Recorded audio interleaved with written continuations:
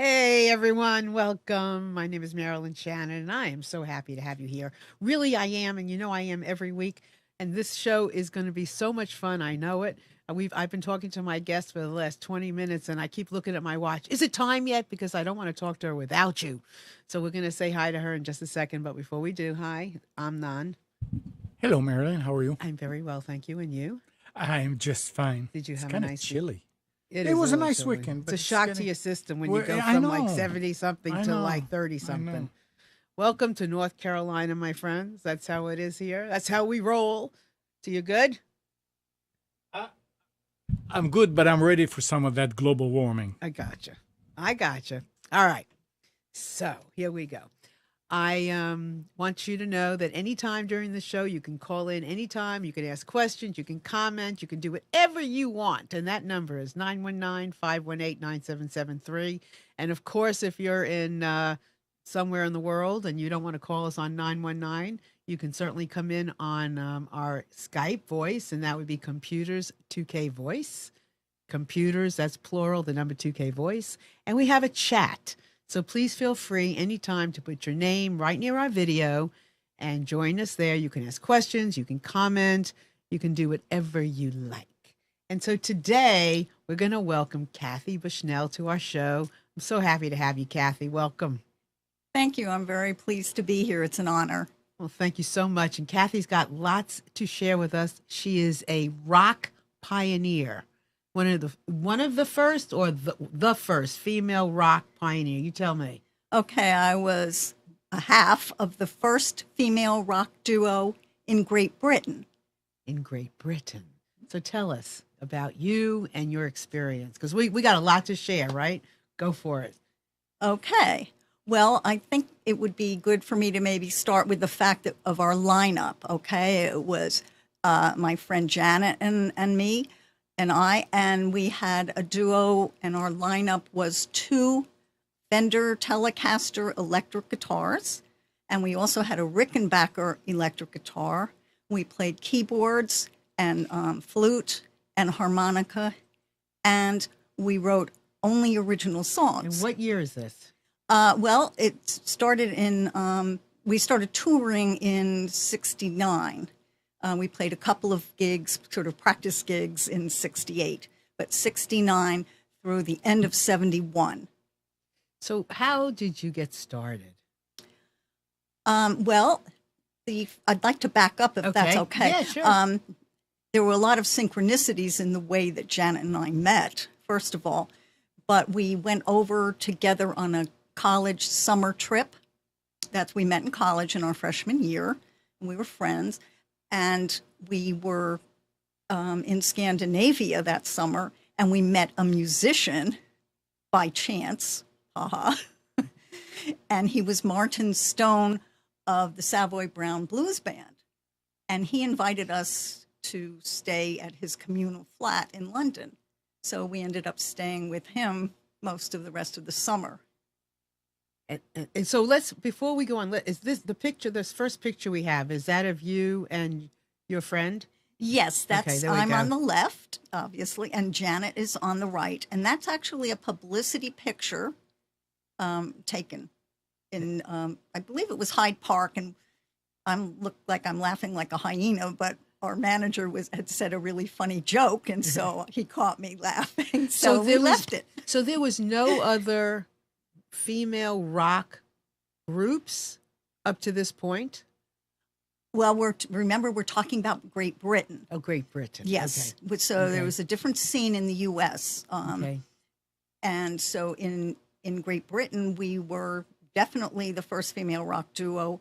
There was a DJ there, very famous, John Peel, and he did confirm to us that we were the first female rock duo in Great Britain. So we were pioneer chick rockers. Wow. What was that like? It was very exciting, a mix of intensity and struggles and determination. We ran into some casting couch type of scenarios, which is why you don't know us as a recording artist. things like that. But we stood our ground, and we were very determined not to sell out and to, be confident in ourselves. So what do you mean that we don't know you as, what do you mean by that? Well, there are many, British artists and musicians whose albums have come over across to the United States, and you know them. And we have had a situation where we were asked to record 2 different albums, and those both fell through, and partly because we refused to compromise ourselves.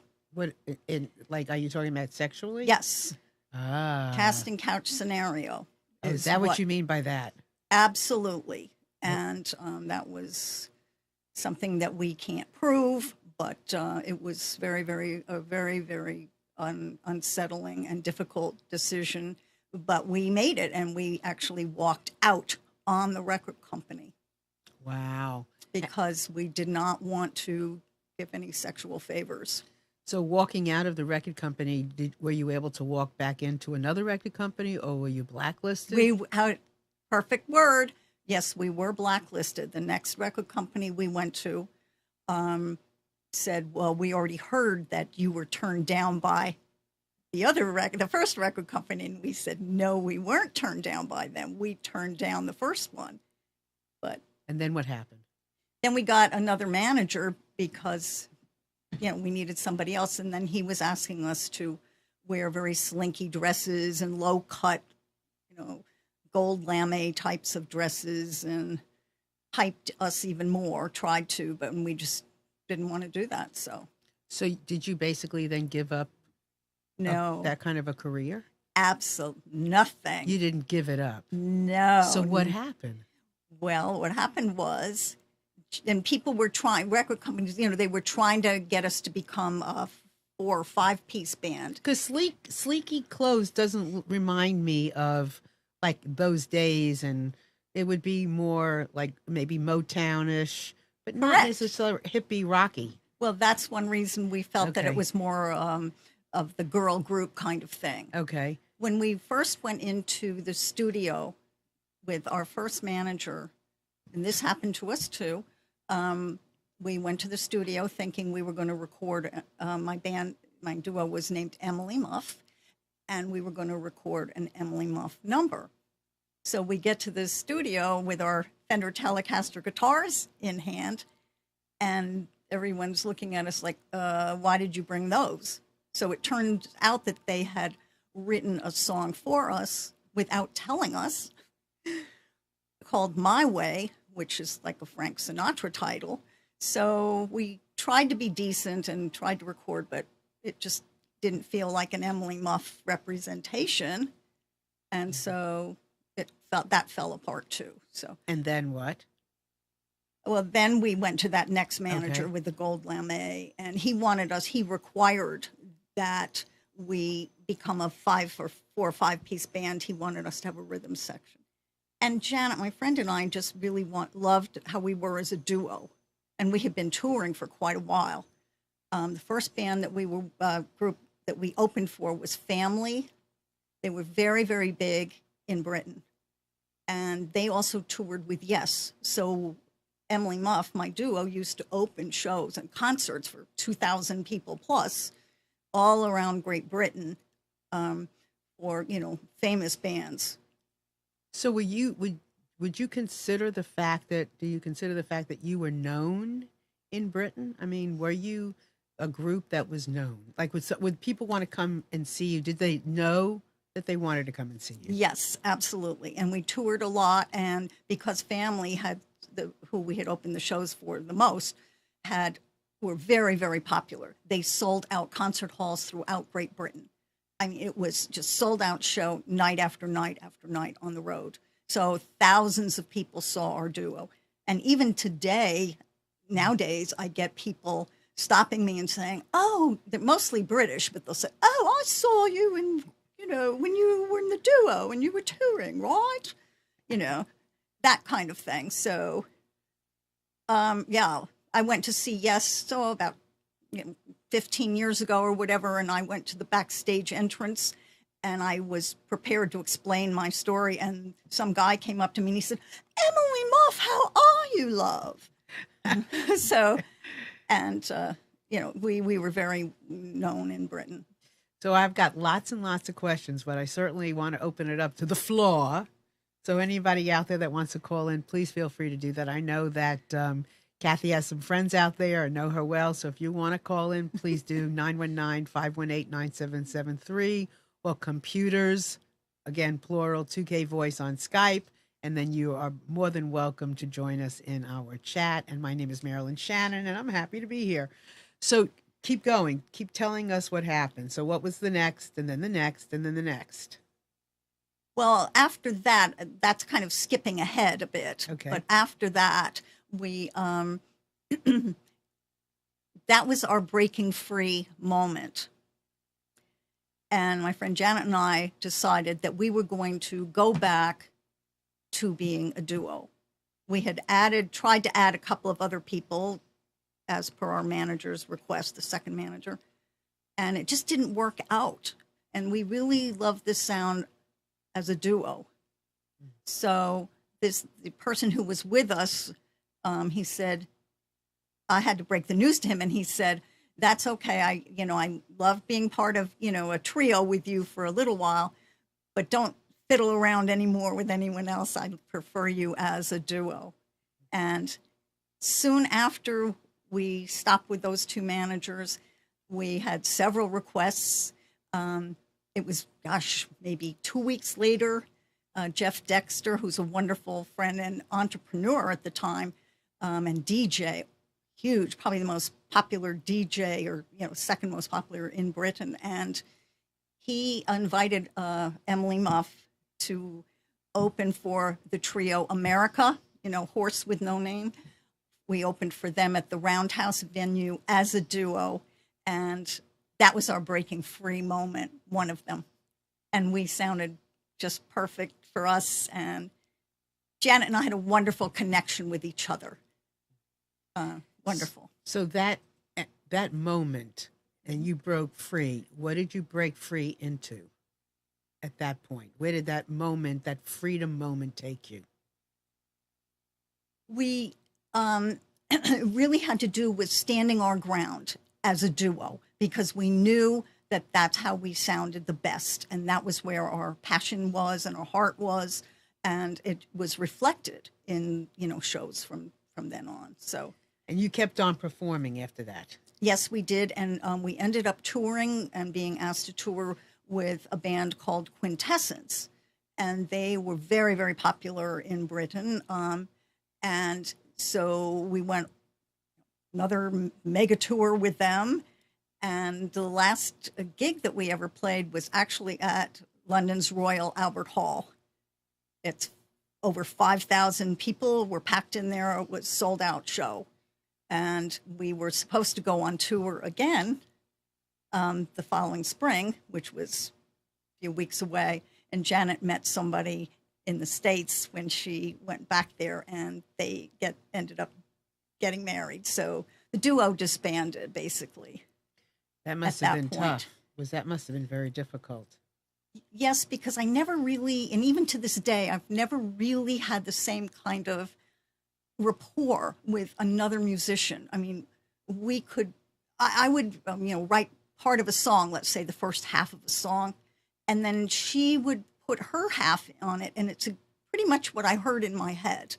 That's the kind of connection that we had musically. It was amazing. So was your career basically over at the time that she got married?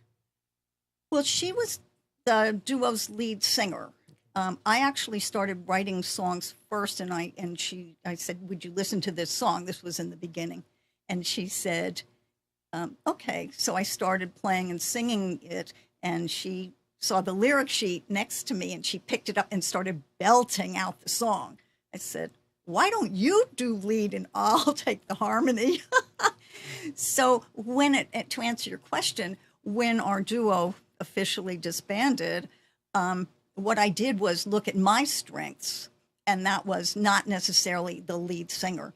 So what I did was I wrote a whole bunch of instrumentals, and I was kind of ballsy, and I cold called them to a background station during, and they accepted 2 or 3 of my original songs, and they sent them out the next day to Hawaii to go on to Muzak, and they played worldwide for like 8 years. So was that so looking back now and from where you are, because you're so you have such a like I don't want to say a star quality, but you see starish in a way, and you seem like a flower child.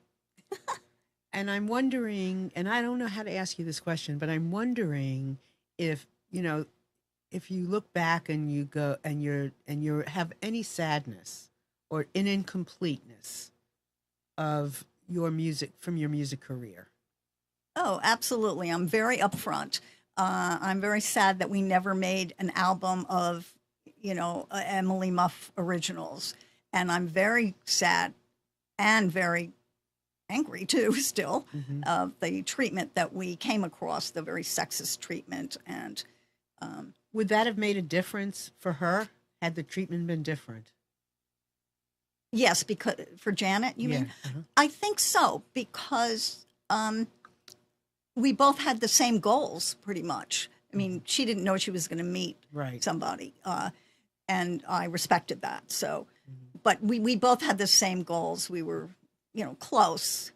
Luckily, we didn't like the same guys. We didn't fight over them, so that was good. That was good. But it's interesting though, because to be a duo or to be in a band, I mean, from what I know, because I obviously used to not obviously, but you can imagine I have hung out with a couple of bands before, and I have been a roadie before. I mean, that being in syncness is so important for the music. It's so important that you find that rhythm connection, that the pieces fit, and it seems like your pieces fit so well that, that it was great while it was great. Yes. I agree. As I said, the connection was just otherworldly almost. And I'll give you an example. We were performing at a concert, and this is 2 examples, but one, we were performing at a concert, and in those days, you didn't have anything, ear pieces where you could hear things and get a feel of it. So in those days, your sound that you played on stage bounced back off the concert hall walls in the back and came back to the stage several seconds later.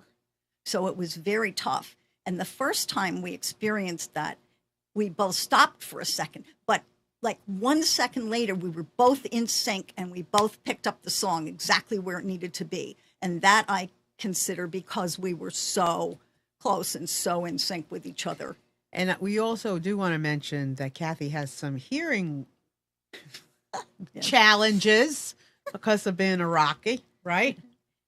Yes, absolutely. We toured a lot with family, and you can look them up online. They were very, very, very incredible progressive rock band, but they were loud. And we had every night on the tours, night after night, we had big Marshall stacks of amplifiers behind us. So, I, eventually just lost some hearing. But I also went to a lot of concerts when I was growing up, too. It wasn't just something that just happened. I saw the Beatles at Shea Stadium. I went to several Rolling Stones concerts. And I could not hear very clearly for 2 days afterwards because of the screaming. Well, but the music matters, right? Music matters.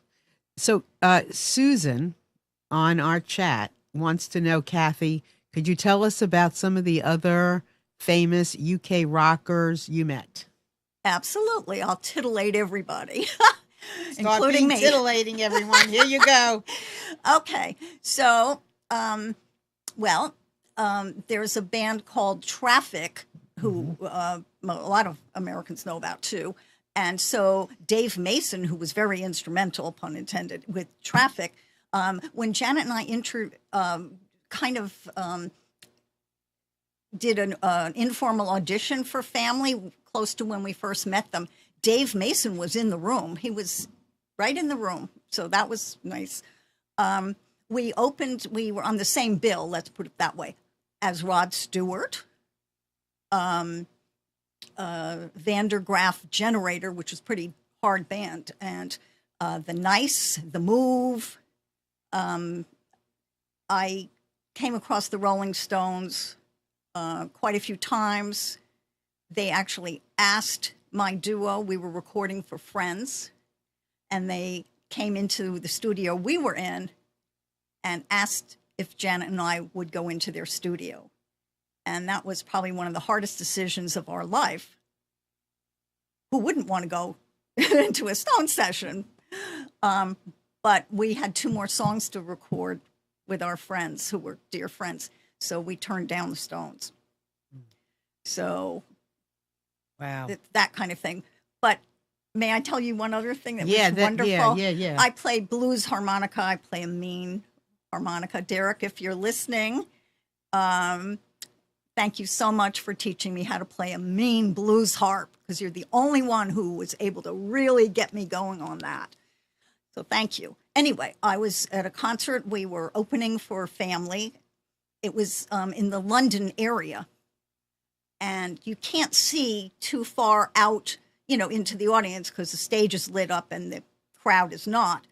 But standing underneath the exit signs, there was a white sign and a red sign. I happened to see, and I looked to my right, and it was Mick Jagger and Keith Richards watching me play harmonica and my friend Janet play rhythm guitar, pretty hard guitar.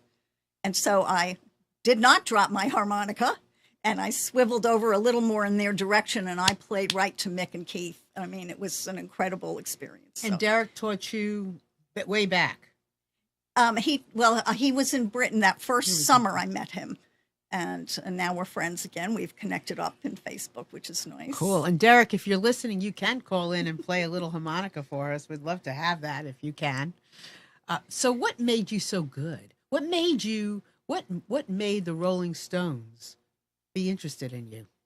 Well, that's actually not the whole story. Even Okay, for tell that. me more then. Okay, all right. God knows I want the whole story. All right. I didn't get it. At that same recording session for our friends, who were called Mighty Baby, we had just finished recording some vocals. Usually we didn't do a lot of backup vocals, but for our friends we would, definitely. So we were sitting, in these days, we were sitting cross-legged on the floor. It was hippie days of the studio, listening to the playback.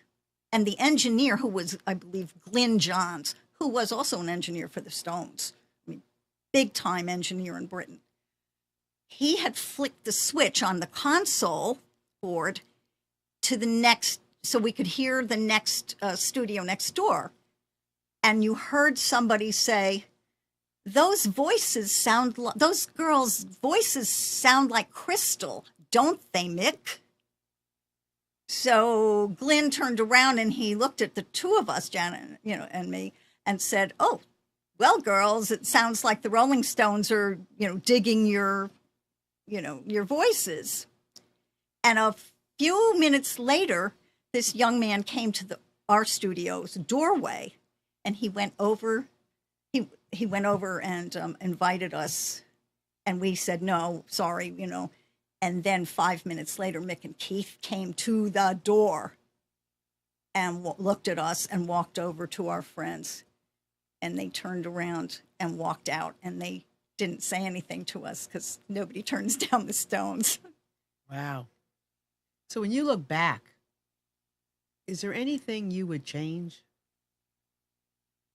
Well, I think, as I said, I would want a manager who was even more supportive, because he didn't believe us when we told him about the sleazy encounter with the record exec. Maybe he didn't care. It was very emotional. Mm-hmm. I mean, what were the other women? What were the other groups in America? What was going on there? Well, there was Fanny, who we had heard about in Britain. They had released their first album, I believe, in 1970. They were, and still apparently are. I read an article 2 nights ago that they're going to be touring again or whatever. But we saw their album cover, which was a picture of them. Since you're asking, I wasn't going to mention it, but now I will say in answer to it. that their album cover had a picture of them, walking away from the camera, but it was showing basically their rear ends, almost like they were, not slapping their rear ends, but whatever. And when Janet and I saw that, we were disappointed because, in actual fact, the people who we were with that day when everyone's passing the album cover around were making sleazy remarks. And so it didn't come across. They're saying it's a strength for them. That name was a girl power thing. But really what I saw was it was not received that way. So fast forward to today. Mm-hmm. And all the things that have gone on as far as women, and last night was the Academy Awards and all that kind of stuff. What's your commentary about all this? I feel very relieved that things are coming out, because for over 40 years, people didn't believe me. Many people didn't believe what happened in the record company office. And in terms of just, they wouldn't give us the contract. It was, we love your music, but what will you do for me, girls? And licking his lips and stuff. And we both knew what it was going, what he meant. And people kept saying we had misinterpreted. So I am thrilled. I've just finished writing a screenplay, and I feel comfortable now writing about my experiences, because there's been so many, many, many other women in the world who have had similar experiences in terms of just encountering that. So. Yeah, I mean, it's such a time.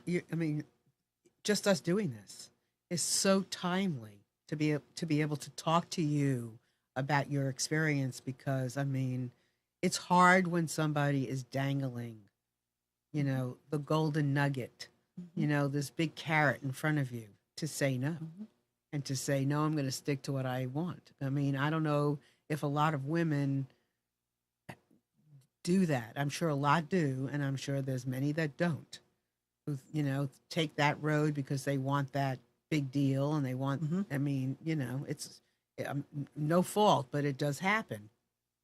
And now people are standing up and talking about things, and things are coming out, and people are getting stronger. And you already were strong. We were very strong in those days. We when we first formed our duo, we had always been, once we got to Britain and we became friends with, the bands, people assumed we were groupies. They just assumed it in the beginning. And Janet and I discussed it amongst ourselves and just said, we wanted to make it clear that we were not groupies. So. And it wasn't even just the intimacy and the sexual connotations, but you were ethical. You knew you were doing this work for this friend, and even though the Stones, and they were, you knew who they were back then, right? It wasn't just some Absolutely. other group. You knew it was the Stones. I had met them before. Oh my God, you turned the Stones down. Mm-hmm. Wow. But there's more to the story. Okay, well, we want the whole, Kathy, I'm trying. Stop holding back. So when we had that second manager, and we were in a studio recording a demo for a different record company, we had other musicians come in because he was insistent that we have a fuller sound, even though Janet and I didn't feel we needed one. So we took a break. And this is after, that whole thing when we rejected them. We took a break and we walked out into the foyer of the studio. And who's in the foyer going up the steps to another studio were the Rolling Stones drummer Charlie Watts and Mick Jagger. And so Janet and I turned to each other and I said to her, you want to crash the Rolling Stones recording session this time? She said, yeah, but we don't know if they're going to let us in, because we turned them down. So we did. We went upstairs and we went in and we held our breath because we thought they had a bouncer sort of at the door, one of their employees, I guess. And he didn't really stop us, but we were like, ugh. And we went in and we pushed our way over amongst the groupies and girlfriends to the recording window and watched quite a bit, but we still had to get back to our studio session, the Stones. And it was incredible to watch a Rolling Stones recording session. Was a lifetime phenomenal experience. And so on the way out, we had to pass this guy again, at the door. And he said, "Well, Emily Muff, how are you girls? You doing okay?" And we said, "Oh, you knew who we were?" "Of course I did. I wouldn't have let you in now, would I, if I didn't know who you were?" So he was with the Stones, and the Stones knew us. So, And then what? So what happened? Any well, we chance- went back Okay. to our we had our own recording session to do, and our manager was PO'd because we were late because we were at the Stones session. But nothing else with the Stones. Well, if you want to back up, I met Keith Richards when I was 16. I said I was very courageous and kind of ballsy. And do you want to hear about that? I want to hear everything. Okay. So I was doing my algebra homework and I was 16 in New York City. And the DJ, I had my radio on when I wasn't supposed to. And so he said, "Well, there's a rumor." It was Murray the K, very famous. Oh, I remember him. Oh, Murray K and his swinging soiree. Brabe. Anyway, so he said, and it was like 10:15 at night or 10:30. He said, "There's a rumor that the Rolling Stones are going to be stopping by for drinks at the Phone Booth Club in Midtown Manhattan." And I'm like, phone booth? I'm writing it down next to a quadratic equation.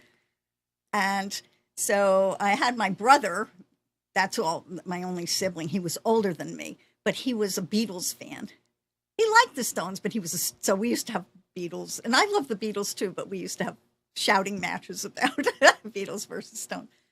So I kind of had to ask him, and he agreed to take me, if our parents said yes. But he said I had to clean his room for a year. Later, he rescinded that. So we went and got a cab. Our parents said yes. We got a taxi. We went over and we went to the Phone Booth Club, and there was no one outside. Where are the groupies? Where are the crowds? So we went in, and they said, "Oh, a tie is required." So they kind of said goodbye to us, and we stepped outside, and it was freezing. It was in November, and I pulled a tie out of my purse because I had thought about it ahead of time. So my brother put a tie on, and we went back in, and I was 16 and underage, so I pretended I was his date, sort of, which he said he needed a barf bag for. But so we went in, and we went over to the bar, and my brother ordered drinks because I was pretty clueless, and he said, I need to go to the men's room. So he went to the men's room, and I turned to my right, and the guy standing that was empty, in the beginning, but he must have come up, when I was talking with my brother. And I thought it looked like Keith Richards, and I was pretty much a Keith Richards fanatic. And so I turned towards him, and I'm 16, and I said, "Are you Keith Richards?" And he turned towards me, and he said, "No, I'm not." So, of course, that slammed me in the solar plexus verbally. And I thought, I only have like 3 seconds to say something else to him. And so I turned to him again with my nose in the air, his chin up, and I said, "Well, I like Keith Richards' guitar solo on Heart of Stone. I think it's really, groovy and wonderful." And I waited, and he turned back to me, and he said, "Thanks, love." And then he looked like he was going to say something else, but my brother came up. But so that was my first. So you were Keith meant Richards. to join. You were meant to connect with him, weren't you? And then On some level. yes, and then I met him again in Okay. Britain. So are you self-taught? No, I took classical piano. My parents, I took classical piano for 10 or 12 years at the Mannes College of Music, and I had to practice an hour a day, but my parents weren't home at the time, and neither was my brother, so I practiced for half an hour. Sorry, everybody. Sorry, Mom and Dad. And then I was writing songs. Like when I was 11, I was writing songs on my dad's guitar and keyboards or piano. Anything else? Any other creative bursts from you? Well, my parents had also sent me to a dance company in New York City Paul Sanasardo done you for your modern dance company. So they added children to their dance troupe professionally. So I was touring a little bit, with them just in New York, at the 92nd Street Y. We would Wow. perform there, and and really the dress rehearsals would last 16 hours, and we were young, we were 9, 10, and we were just expected to be there. So it was extremely professional. And then I was accepted at the High School of Performing Arts for dance. So I had a lot of stage experience, and so did my friend Janet. So it wasn't something like we just went to Britain, and decided, okay, let's, be a rock duo. We had performing experience. We'd both been writing songs since we were young, and, So dance, modern dance, right? Is that what you said? Yes, it was. Modern Well, I dance. took ballet lessons at Ballet. Joffrey's. Oh, in New wow, York. you really had it was very strict. Oh my God, you had an extraordinary background. My Didn't parents you? were wonderful in that way. That was great. That was great, and I'm sure it all came in handy as a rocker. It did, because it helped with the poise. If I wanted to dance around a little bit, I could. Or yes, absolutely, I mean, and also just performing in general. absolutely. And Janet and I were very professional. We never were not professional. It's like we'd get out on stage, say hello or whatever. It's nice to be in Leicester tonight or Sheffield. And then we'd 1, 2, 3, 4, bam, And because also the other bands, we toured and we opened for Family and Yes. Yes was formed next door to us too. What do you mean next door? The Janet and I had been writing a few songs, and this musician, Tony Kay, moved in next door to us. And he thought we were groupies because we're women. People just assumed, So in the beginning, before we were really heavily touring. And he said, I'm, out of work and everything. So anyway, he said, one day soon after, he said, I have an audition today. And we were like, oh, Tony, wonderful, great. And so he came back that night. He said, well, I think they might. So the next day, it was pouring rain out, and there was a knock on our basement door. We had no kitchen, we're just an outdoor toilet. So I went to the door, and this bloke is standing there. He was dressed in green, and he said, "Is Tony home?" And I opened the door, and he pushed past me like he thought I was Tony's groupie or whatever. So he was in with Tony for a while, and then this guy left. And Tony came running over to Janet and me, and knocked on our door, and comes rushing in, and he said, I made it. I'm going to be part of this band. They've accepted me. And we said, that's wonderful. What's the name of the band? And he said, well, there's a guy named John Anderson, and that was Chris Squire, and they're forming a band. And we said, what's the name of the band? And he said, Yes. And we said, well, you remember us when you're rich and famous? And he said, yes. It was easier for a male band to become rich and famous than I guess it was for a female band back in those days, or almost any day. Well, there really were not a lot of female bands, especially in Britain. There was Christine Perfect, who later married John McVie and became, Fleetwood Mac, and they're very instrumental, pun intended again. Right. And so she was one of the few women that Janet and I saw in those early days who played an instrument, wrote songs, and performed, and held her own in that blues scene. Did you make money? Yeah, it was interesting because it was a roller coaster, because some days we would hardly be paid anything, and other times we got paid a huge amount of money. So it just depended on the concert and if Family had gotten what they deserved too, that kind of thing. So it wasn't steady, though. So I'm going to drop a bombshell here. Good. We're ready. You ready? You're All ready. right. You have your masks on and everything. Okay. Yeah. So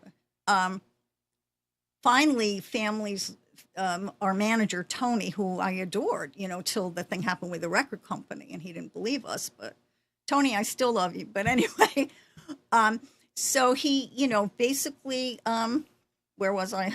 You're going to drop a bomb. Yeah. I better remember what I was going to say. Oh my God, how many bombs you got to drop? Okay. So Tony said there's an issue with the Home Office who is after you because you're not making enough, hundreds of thousands of pounds per week to stay here as Americans, because we were. So we went to the lawyer and he said, girls, between the lines, I can't tell you what to do, but you're going to be deported. We had another tour coming up. He said, we're going to be deported if you don't have a marriage of convenience. Go find 2 guys and get married soon, because otherwise, you're going to probably be deported because, and we were devastated. And so he said the record company, same one that later we had that issue with, paid for it. It was a double wedding, quote unquote. I never even kissed the guy, and neither did Janet, because we weren't. I we wanted weren't to know why they didn't marry each other. I'm You didn't hear that one. I'm straight but not narrow, but we weren't lesbians. So you were basically forced into marrying for convenience in order to keep your money and not be deported. Absolutely. And it was devastating. That's what I'm saying. When you asked in the beginning of this interview, what was it like? And I said it was kind of up and down. There were, highs and lows. But I think that shows how determined Janet and I were. That's the epitome of it, really, in many ways, walking out on the stone. I mean, so it's interesting because you walked out on the stones, not Yes. once, but maybe more than once. You had all these other, once you had all these other things going on, and the piece de resistance is you're made to get married to somebody British. Mm-hmm. Interesting. Were the men asked to do that too? No.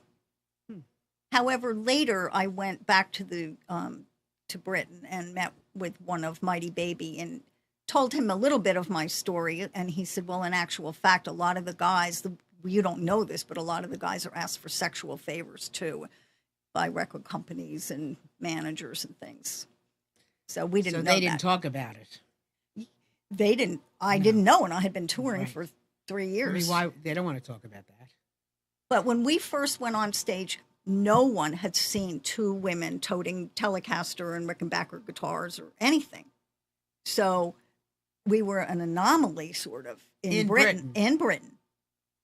And the guys used to, in the first gigs, they used to watch us sideways because they were trying to look up our skirts, because we were wearing mini skirts in those days, And so we started lowering our skirts a bit, like, hey, listen to our music. So it took quite a while to become known more and to be, accepted as bona fide musicians in the rock music scene. Wow.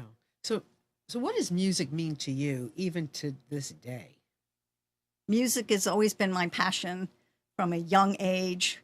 My parents were wonderful in the sense that they exposed us to a lot of different types. We were listening as a young child, my brother and I were listening to Leadbelly, the Carter Family. We're listening to some of the big band music that my parents loved. And I started buying singles and, at a young age and going to concerts.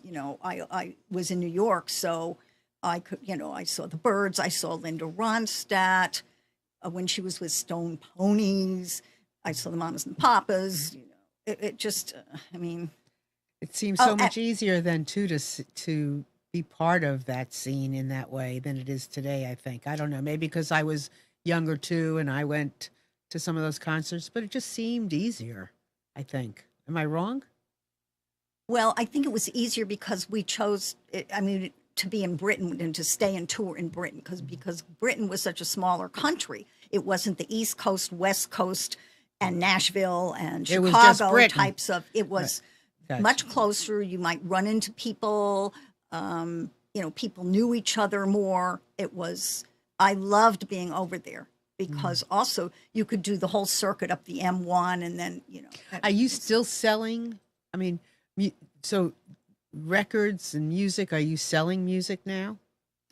Not selling music now because the 8 years on Muzak, which I did get royalties for, ended, and the guy who was helping me and was my publisher at the time, he passed away at 35 of a heart attack, unfortunately. Very sad for him because we were friends. And then, of course, we never really recorded an Emily Muff song because we had issues with the record company. And so right now, as I mentioned, I'm writing a screenplay because I really see my story, and I think you can probably envision it too, as a movie in movie format. I did write it as a book in book format, and it wasn't as exciting. It wasn't, there. So let me ask you something, because we were just coming off the Academy Awards, and it was interesting because last night I was listening to them talk about a documentary, something about this artist, Anna something or something. It won one of the Academy Awards. I can't even remember what it was called, but So do you see your movie as a documentary? What is it? What is the thing in your movie that makes it a thing? Okay. First of all, it cannot be a documentary, just for the simple fact that we don't have enough photos of our, or music tidbits that are left. We have very few, and most of the sound little bits of songs that we do have didn't reflect what we were like in concert, which was pretty hard. We were playing bar chords and electric lead, and very, very rocky harmonica that was heavy, that type of thing. And so it was. So you can't reproduce it. I could never reproduce. Well, no, it can't be okay a documentary because documentaries all have tons of footage photos and footage. Right. And I didn't really want it as a documentary. What I see it closest to, if I have to say, would be something like Almost Famous in the sense, but my story is true, whereas, sorry, Cameron Crowe, I love Almost Famous. I'm just saying his story was based upon, Led Zeppelin sort of, and a coming of age of a young man, a reporter, et cetera. And ours, in my screenplay, which I actually love because everything is true and it takes you into what happened and you get swept up into it with these two young women and what they experienced. And at the end, it's just wonderful because I don't really want to give it away, but, one day we said we were at a concert and we were at somebody else's concert, the Incredible String Band, and we were at the Albert Hall. And after the concert, Janet and I were nudging each other, sort of, wow, wouldn't it be great to play a concert at the Albert Hall, a gig here? And that was our crowning finale. So it was a success story for us. And there were like 5,000 people who saw us that night. I want to show some of the rest of the pictures too but it's so fascinating. And I'm sitting here and I'm like, I'm kind of drooling in honor of you. Because so often we sit back and yes, you said you had some anger and yes, all the frustrations are possible. But at the same time, you're joyful. I can hear appreciation, and I can hear that even though it might have only been a small amount of time, basically, there was so much to gain from it, and so much. Do you know what I mean? Yes. Tell me what I mean. Well, I'm honored. I am honored by your appreciation and your the fact that I think you really read me and see me in terms of what we've done. But that's a message for everybody. What's the message? The message is live your dreams. We were the girls next door, girl next door, who went and lived their dreams and did not compromise themselves, which is extremely rare. The other thing I would say is to fledgling artists or people who want to do whatever they want to do. Doesn't have to be music. Expect the unexpected. We're playing a gig, for example, and the lights went out. We're in the middle of a song. And so it's like we were so professional that we didn't freak out, because some people might have run off the stage, but we didn't. Our roadies, well, they were really families, but they were ours too, came over with 2 acoustic guitars and shoved them in our hands, and we just kept going. We slung them over our shoulders, and we sang as loud as we could. And just for the rest of the song, then the lights went on. It wasn't totally dark because there were, emergency lights. But things are going to happen. And another time, and the audience rose to their feet and gave us a standing ovation because we kept going. Mm-hmm. And another time, luckily only a sound check, I went up and I touched my guitar and I touched the microphone and I got slammed back. You hear about people getting electrocuted. They do. I didn't, luckily, but I was slammed back several feet. So I like to say that I gave a very electrifying performance that evening, but it made me more cautious. But the thing is, expect the unexpected and rise above it. Yeah, don't get stuck there. It's just testing how far you can go. I want to just real quick, let's go through some of those other pictures so we can see and feel and almost be there. So what is this one? Well, it's amazing. Oh, this one. Okay. That one is actually, again, there's very few pictures of Janet and me. And this was one of the songs at the Albert Hall. We actually opened the show and then we closed the show to help close the show. So this is Janet on the left and me on the right. Okay. And we were required, it was a Christmas show, so we were required to wear long white dresses. Next. That one I just put up on Facebook because I wanted to give people an idea of, some of the ads that were out at the time, these original ads, and the fact that I had kept for, 50 years or whatever, 40 years, my performer's pass from the Albert Hall that night. And that means a lot to me. I still have that ticket stub, not ticket. And just, what does it mean? It means that I achieved one of the dreams. I mean, the people that played at the Albert Hall were like cream, right? And so yeah. That's another point. When you reach, it's hard to say. You reach the point where you did something, and you reach it, and you're grateful for it. It's not where you go, well, it was only once. Oh, well, it was only this. Or, well, it was only that. Or, I only did it a little. Don't do that. You reach it. What a feat. What an accomplishment. And that's cool, right? That's great. Wow. Terrific. I get that all the time. Yeah. Well, that was then, it's good memories, enjoy it, that kind of thing. No, it's more than that. And it's more than that. Okay, what is this? This is just one of it was in Melody Maker, was the basic newspaper music rag, as they say. And this just is a sample, which was an actual one when we were touring with family, and only that part of that tour. And it shows, what I like about it too, is that they put our name, right up there. And, and that it shows how close some of the gigs were and the distance that we went. Cool. But you know what? This is a way we're showing you how you honor yourself wherever you are, and however long ago or wherever it was, yesterday, last year, 10 years ago. It's great to honor yourself and yes, I made it.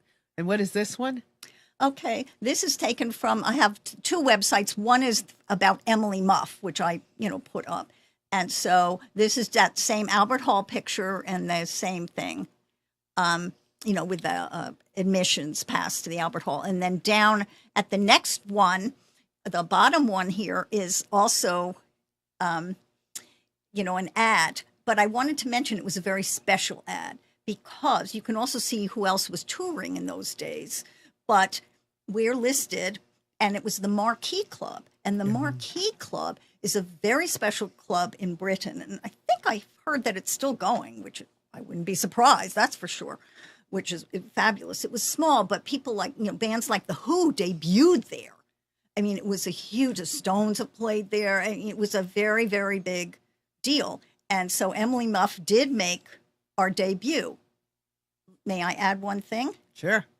Okay, so a friend of ours, was going to take our guitars in for us, play roadie that night. And so we approached the backstage area, and there was a burly bouncer at the door. And Janet, we both approached him, and Janet said, we're opening for the band Family tonight. And he said, and I remember this clearly, you girls can open for the band when you get back to their house tonight, Love or Ducky or whatever. And he wouldn't let us in. And that's a classic example in the beginning of what we went through. You're beautiful in that picture. Which picture? Oh, the one back. Yeah, this next one is beautiful. I mean, they're. Well, this is about last December. I got an email from Cherry Red Records. There's my accent of it. It still exists. And Grapefruit, which is a division of it. And they had emailed me saying, please, would you give us a track, an original Emily Muff track for this 3 CD compilation. And I actually brought it with me to show you, It's. And they have an Emily, he said, and I said, I'll try. And my son, who's very savvy, and somewhat of an engineer, definitely, and things like that. So we had saved some of the tracks. So there was a little bit of a harder track, but we only had more of a sample of it, and they wanted a whole track. So it's kind of one we did, Janet and I recorded actually in Woodstock after we came back to the States. So I considered an outtake, and there's some flute mistakes that I made, but it still gives an idea. And I'm very honored because there's people on this CD like Linda Ronstadt, Joan Baez, I mean, it just goes on and on. What a career. What a wonderful life, and what a career. And there's still more to share, I know. And I just want, I have one little quick question because we're almost out of time. Just say, did you do any TV? Yes, we did. And? We were in Wales because we rehearsed there. We were on the Mike Stevens, I think it was Christmas special or TV show, playing one of our first songs.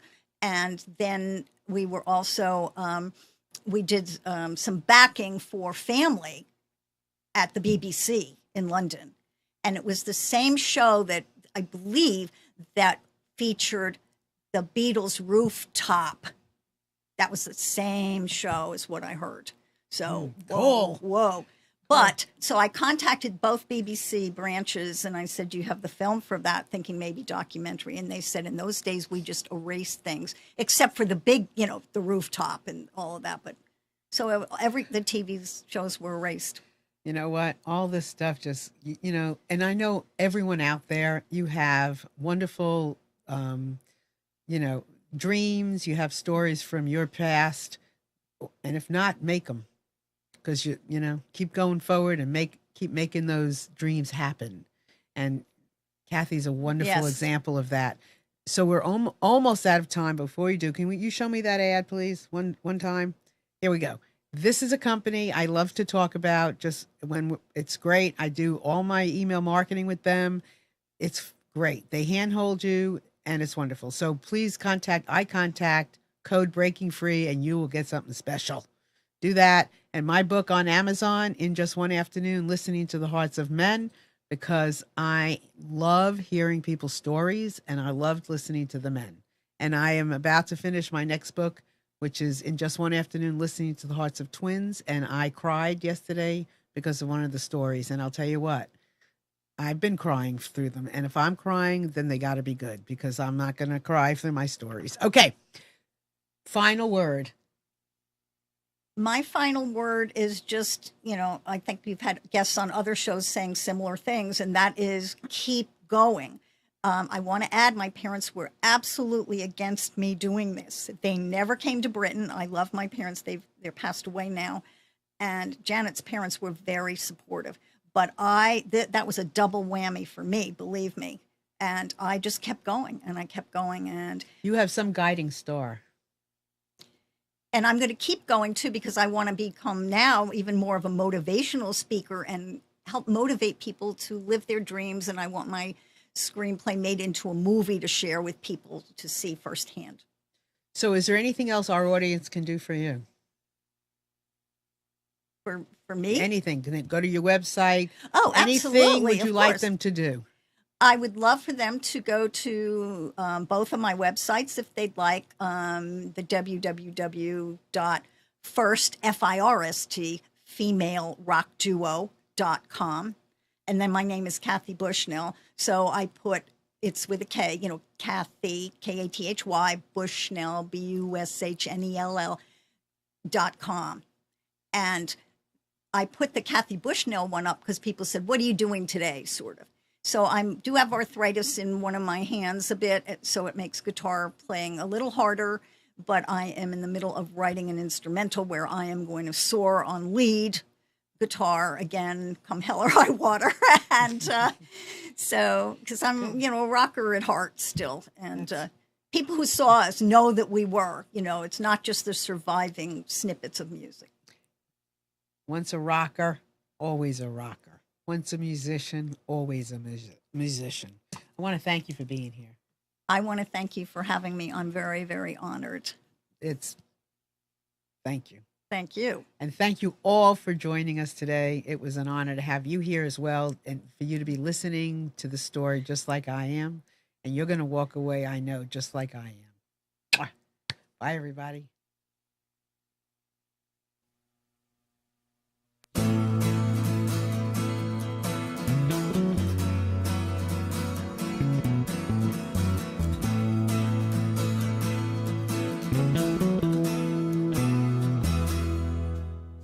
You are tuned to the Nissan Communications Network.